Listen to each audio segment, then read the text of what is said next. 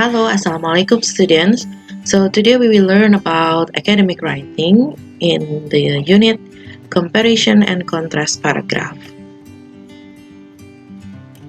Learning goal. What is comparison and contrast paragraph? Number 2, how to organize comparison and contrast paragraph. Number 3, you will learn about connecting words for comparison and contrast paragraph. So, what is comparison and contrast paragraph? Comparison is to compare. It means to discuss how two people or things or places are similar. Jadi, pada paragraf ini, kamu akan membuat kalimat yang berisi tentang bagaimana dua hal, dua orang, atau dua tempat yang mereka itu memiliki similar, kesamaan.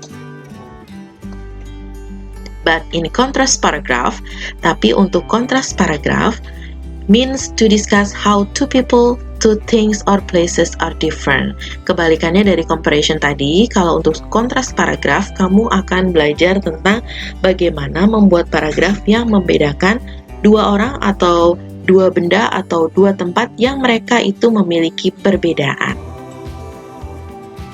Next, comparative and contrastive structure.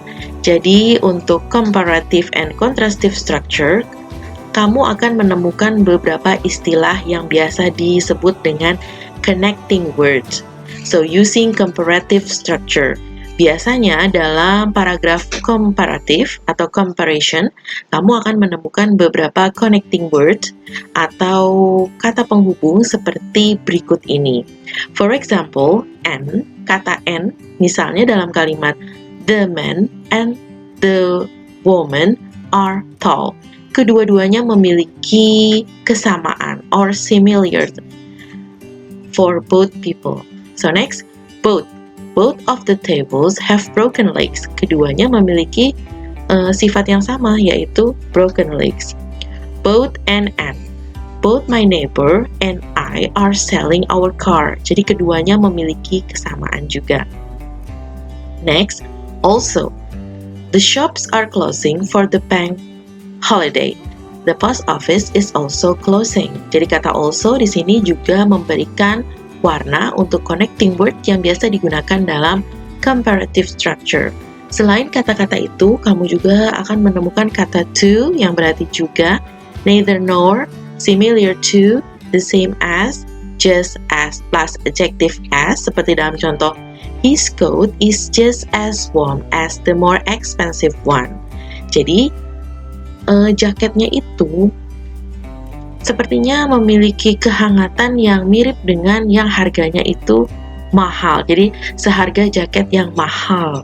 So likewise, my parents were born in a small village.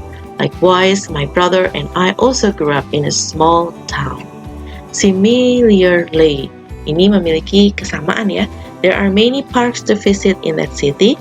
Similarly, seperti juga gitu ya, there are several parks in my hometown too.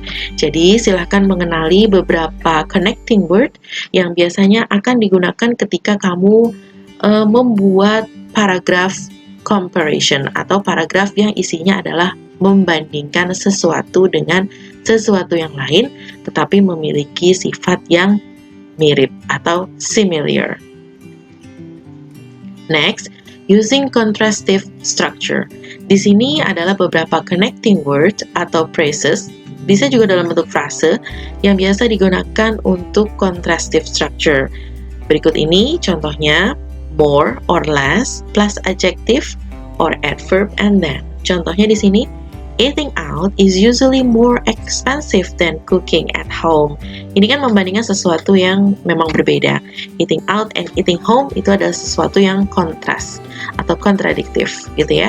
So, adjective plus er plus than. Ini memang membandingkan. Kalau misalnya dalam grammar kamu akan biasa bertemu dengan comparative degree. Nah, biasanya itu digunakan juga dalam membuat paragraf kontras. Berikutnya, my bedroom is bigger than my sister. Oke, ini membandingkan dua hal yang berbeda. So, not the same as, not as. Misalnya, some people feel that doing exercise isn't as fun as watching TV. Berikutnya, different from. That style of shirt is different from style most people wear. Jadi, memang ada dua hal yang diperbandingkan dan memang memiliki perbedaan karakter atau perbedaan sifat. Next, in contrast, however, on the other hand. Okay, beberapa kata atau frase itu biasa digunakan dalam kontras paragraf. So friend, jadi teman-teman, comparison or contrast organization ada beberapa contoh sebenarnya, two method for organizing comparison and contrast paragraph, tapi dalam video ini hanya akan dikenalkan satu saja, method one, yaitu block organization. Sebenarnya ada dua, tapi di dalam video hanya dijelaskan satu, block organization. First, write about supporting point for the first topic.